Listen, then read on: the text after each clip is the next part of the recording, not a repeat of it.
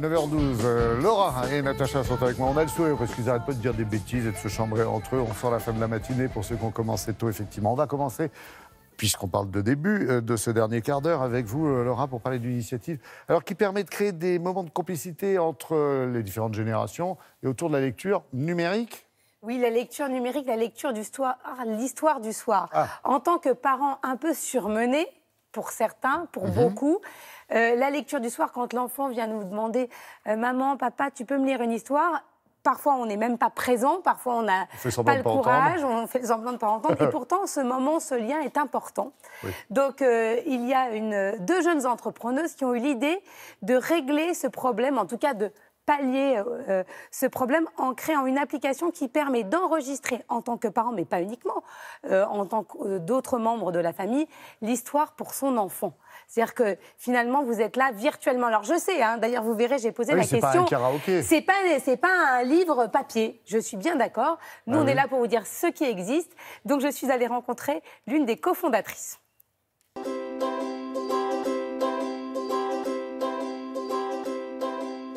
Est-ce que l'idée de cette start-up vient d'une expérience purement personnelle ? Ah oui, une expérience très personnelle, effectivement. J'ai un petit garçon qui adore que sa mamie lui raconte des histoires. Il en réclame souvent, sauf que sa mamie ne vit pas avec nous. Je sais que je partage cette situation avec plein de familles dans le monde entier et je me suis dit, il faut trouver un moyen à ses parents, à ses grands-parents, ses oncles, ses tantes qui parfois sont absents, d'être finalement présents dans la vie de leur enfant, même quand ils ne sont pas là. Comment ça fonctionne ? C'est très simple, c'est une application sur laquelle on se connecte. On choisit une histoire dans une bibliothèque numérique de plusieurs histoires en fonction des âges et des thématiques qui nous intéressent. La webcam se déclenche, le prompteur et les images du livre commencent à défiler. On se filme en racontant l'histoire. Tout ça, c'est enregistré. C'est ensuite déposé dans la malle aux histoires de l'enfant. Et dans cette malle aux histoires, il va retrouver les histoires de sa maman, de son tonton, de sa mamie. Et il va pouvoir les voir aussi souvent qu'il le veut. Quel type d'histoire trouve-t-on sur l'application ? Il y a des histoires pour les enfants entre 3 et 9-10 ans à peu près, sur différentes thématiques comme protéger la planète, appréhender la différence, être tolérant, rigoler tout simplement et vivre. On peut trouver beaucoup de choses.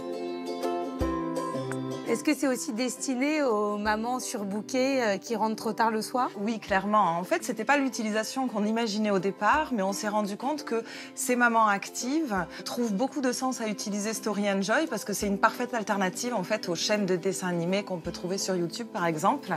Parce que là, on a une proposition qui est pleine de sens, où les histoires qui sont racontées transmettent des valeurs, des leçons de vie. C'est une mémoire, un souvenir de la famille.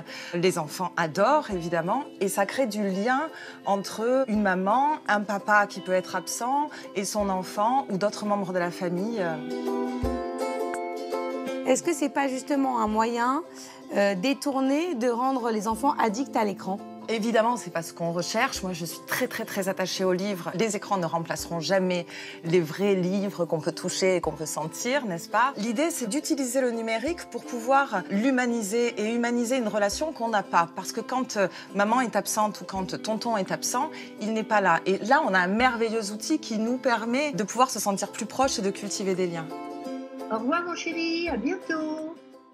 Bon, oui, ça peut être une escroquerie. Non, on ne peut pas placer comme ça, sauter les pages. C'est ça le problème. On ne peut pas faire de raccourcis. Est-ce que les deux mamans que vous êtes valides ?